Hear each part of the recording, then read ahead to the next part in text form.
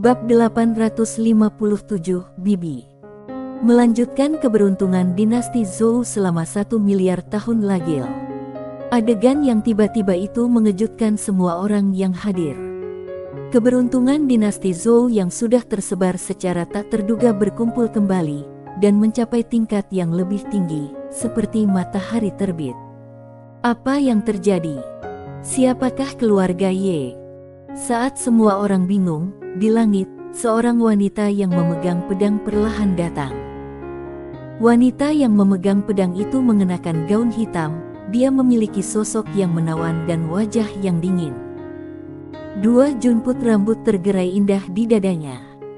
Wajahnya terlihat sangat keras kepala. Bos ini datang. Pagoda kecil tiba-tiba gemetar. Orang yang datang tidak lain adalah Fanny Ye, Destri yang berpakaian hitam. Fanny Ye berjalan perlahan ke arah Xianji, kedua wanita itu saling memandang. Xianji mengeluarkan sebatang tebu dan berkata, "Aku akan memukulmu sampai mati setelah aku memakan tebu ini." Fanny Ye tiba-tiba menghunus pedangnya, "Makanlah kepala ibumu." Pedang itu ditusuk bersama kata-kata itu. Jelek. Kekosongan langit dan bumi terkoyak. Saat Fanny Ye menghunus pedangnya, mata Xianji tiba-tiba menyusut dan dia memblokirnya dengan pisau. Bang! Saat cahaya pisau hancur, Xianji langsung terlempar ribuan kaki jauhnya. Setelah dia berhenti, pisau di tangannya hancur dan berubah menjadi abu. Semua orang terkejut. Siapa ini? Begitu sengit. Orang-orang kuat di pihak dinasti Zhou dengan cepat berubah dan keterkejutan menjadi ekstasi. Pada saat ini, mereka akhirnya melihat harapan. Dao Jun dan Qi Tian juga bersemangat saat ini, seolah-olah mereka baru saja melihat sungar di gurun. Awalnya, mereka semua putus asa dan hanya bisa menunggu kematian atau bahkan menyerah. Bagaimanapun, keberuntungan dinasti Zhou sudah hancur total, dan jiwa leluhur Zhou juga sudah ditekan dan dibunuh saat pertarungan. Bagaimana bisa melawan lagi? Kalau mereka bisa menyerah tanpa dibunuh, itu bukan hal yang tidak bisa mereka terima. Namun kemunculan tiba-tiba wanita misterius berpakaian hitam memberi mereka harapan lagi. Dao Jun sangat bersemangat tetapi tidak bisa menahan diri, dan berkata dengan suara gemetar, "Orang di belakang Tuan Ye akhirnya muncul." Qi Tian juga buru-buru mengangguk, akhirnya muncul. Kalau masih muncul, dia siap melarikan diri. Wanita itu sangat kuat, jangankan dia, bahkan Buddha pun tidak bisa melawannya. Perdana Menteri Yuan di samping tiba-tiba berkata dengan lembut, "Satu kata bisa meningkatkan keberuntungan dinasti Zhou selama 1 miliar tahun. Keluarga Ye ini." Mendengar ini, ekspresi Dao Jun dan Qi Tian berangsur-angsur menjadi serius, dan mereka tiba-tiba terbangun pada saat ini. Wanita ini, atas nama keluarga Ye, sudah memberi dinasti Zhou keberuntungan 1 miliar tahun, dan itu masih dalam masa keberuntungan dinasti Zhou habis total. Apa artinya ini?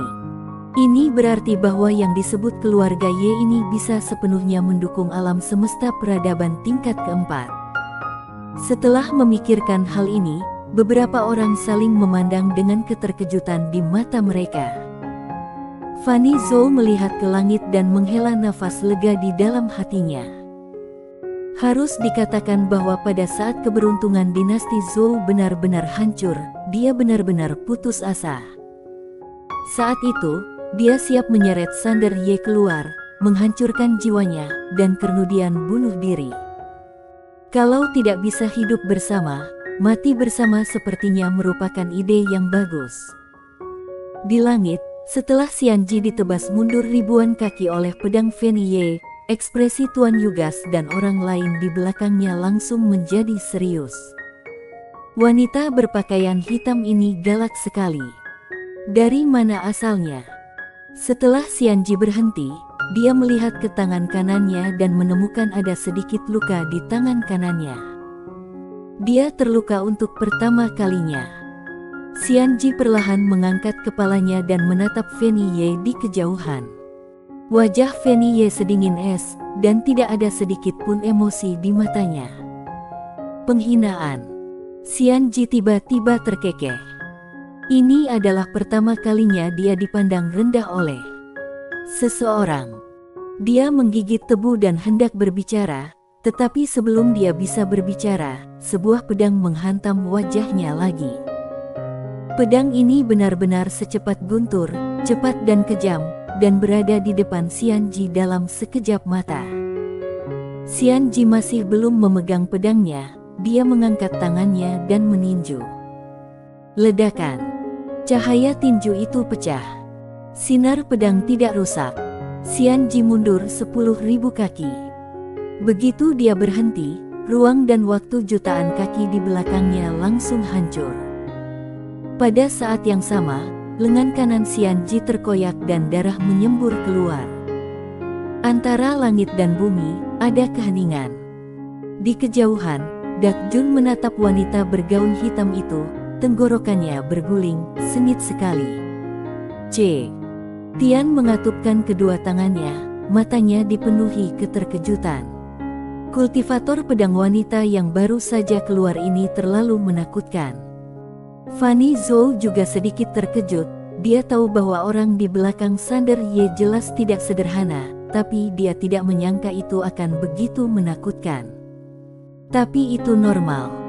Kalau kekuatan di belakang Sander Ye tidak kuat, bagaimana dia bisa melawan aliansi jalan jahat? Di sisi aliansi jalan jahat, Tuan Yugas dan yang lainnya terlihat sangat muram.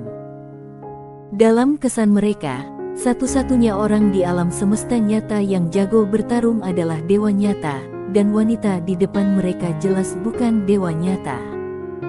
Dari mana asalnya? Setelah Xianji berhenti, lengan kanannya berubah menjadi lengan berdarah. Bekas lukanya sangat besar dan tulangnya terlihat. Xianji menatap Fanny Ye, senyuman di wajahnya menghilang tanpa bekas. Dia marah. Ada sedikit rasa jijik di bibir Fanny Ye, bukankah kamu cukup pandai berpura-pura hebat? Ayo, teruslah berpura-pura. Tebas dia sampai mati. Saat ini, seseorang di bawah tiba-tiba berteriak dengan marah. Semua orang di lapangan memandang Citian, dialah yang berbicara. Citian buru-buru membuang muka, ekspresinya kembali tenang, dia mengatupkan kedua tangannya dan melafalkan kitab Buddha dalam hati. Pada saat ini, dia kembali menjadi biksu yang tercerahkan. Di langit, Xianji akhirnya mulai menatap tajam ke arah kultivator pedang wanita di depannya. Alasan kenapa dia meremehkannya pada awalnya bukan karena kesombongan, tetapi karena dia kembali dari domain naik surga. Ranah Kaitao di luar dan ranah Kaitao di tempat itu adalah konsep yang sangat berbeda. Artinya, ketika dia kembali dari tempat itu sama dengan kembali ke desa pemula sebagai bos level tinggi. Bukan karena dia sombong, tapi karena orang-orang di dunia ini terlalu lemah. Tetapi pada saat ini, dia tiba-tiba menyadari bahwa kultivator pedang wanita di depannya tidaklah sederhana. Pada saat ini, dia benar-benar menyingkirkan rasa jijiknya. Orang boleh percaya diri, tapi tidak boleh sombong. Fanny Ye tidak berbicara omong kosong, dia mengambil langkah maju. Satu langkah satu tebasan pedang. Di kejauhan, Xianji tiba-tiba mencabut pedang di belakangnya. Itu adalah pedang yang berat, warnanya gelap, tebal dan lebar, dengan bilahnya tidak diasah, seperti lembaran besi besar. Setelah Xianji mengeluarkan pedangnya yang berat, dia berteriak pelan, lalu membantingnya ke depan. Bang! Dua sinar pedang tiba-tiba meletus, sepanas terik matahari. Langit, bumi, alam semesta, dan langit berbintang langsung berubah menjadi lautan pedang. Semua orang merasa ngeri dan mundur lagi untuk menghindari serangan tajam kedua orang itu. Fanny Zhou mundur ratusan ribu kaki dengan Yinia sebelum berhenti. Dia melihat ke kejauhan dengan ngeri. Di akhir pandangannya, Energi pedang yang tak terhitung jumlahnya saling bersilangan, menghancurkan segalanya. Pada saat ini, bahkan orang kuat di ranah Kaitao tidak berani mendekati area itu dengan mudah. Seolah memikirkan sesuatu, Fanny Zhou tiba-tiba melihat ke arah Yinia di sampingnya. Yinia sedang menjilati manisan Hao dan melihat ke kejauhan dengan rasa ingin tahu, tanpa ada keterkejutan di matanya. Fanny Zhou terkejut dan bertanya, "Nona Yinia, kenapa kamu tidak terkejut?" Yinia menoleh untuk melihat Fanny Zhou dengan ekspresi bingung di wajahnya. "Kenapa harus terkejut?" Fanny Zhou ragu-ragu sejenak, lalu berkata, "Tidakkah menurutmu mereka sangat kuat?" Yinia berkata dengan serius, "Yang bergaun polos baru benar-benar keren." Bergaun polos. Fanny Zhou sedikit bingung. Tiba-tiba Yinia berpikir, "Tuan Pagoda, apakah dia sudah bangun?" Pagoda kecil berkata dengan gemetar, "Jangan panggil begitu, panggil saja Pagoda kecil." Yinia menjilat manisan Hao-nya dan berkata, "Jangan khawatir, Tuan Pagoda, aku tidak akan membakarmu." Pagoda kecil. Jelek. Pada saat ini, lautan energi pedang di kejauhan tiba-tiba terkoyak oleh cahaya pedang, dan detik berikutnya, energi pedang lainnya naik ke langit. Bang! Sebuah ledakan terdengar keras. Dan saat lautan pedang berubah menjadi ketiadaan, semua orang melihat dua kultivator pedang wanita yang tiada taranya. Fanny Ye mengenakan gaun hitam, berdiri dengan pedang, dan dua helai rambut di dadanya tertiup angin. Ribuan kaki jauhnya di seberangnya, Xian Ji berpakaian merah, memegang pedang raksasa lebar, dan memancarkan aura pedang yang sangat mendominasi. Siapa yang menang dan siapa yang kalah? Orang-orang kuat dari dinasti Zhou dan aliansi Jalan Jahat sedang tegang saat ini. Kemenangan atau kekalahan kedua orang ini secara langsung menentukan hasil kedua belah pihak. Xian Ji tiba-tiba tertawa, "Aku sudah lama tidak dipukuli dengan begitu bahagia. Ayo, lagi." Setelah mengatakan itu, dia tiba-tiba mengangkat pedang besarnya dan melompat, memegang pedang di kedua tangannya dan menebas Fanny Ye. Pedang ini sekuat guntur, diayunkan dengan kuat, sangat mendominasi.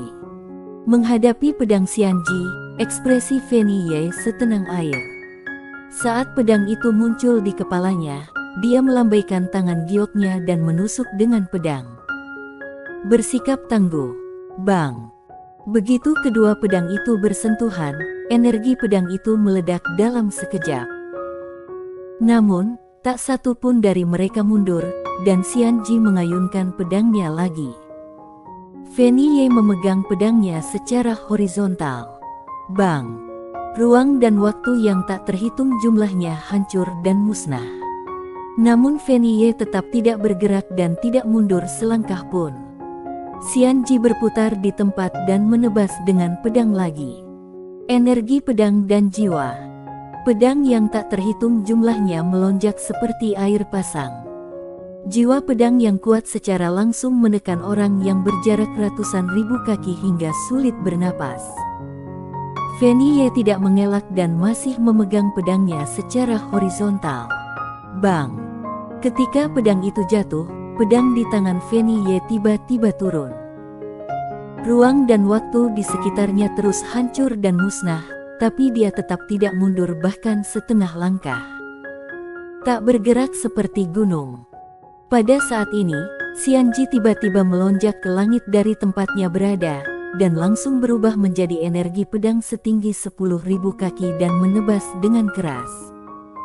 Fanny Ye tiba-tiba menghentakkan kaki kanannya dengan ringan, dan seluruh tubuhnya berubah menjadi cahaya pedang dan naik ke langit. Bersikap tangguh.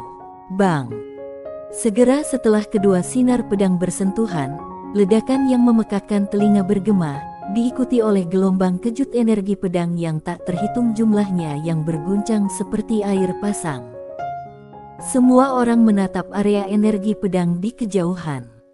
Kultivator pedang wanita berbaju hitam masih belum terdesak mundur.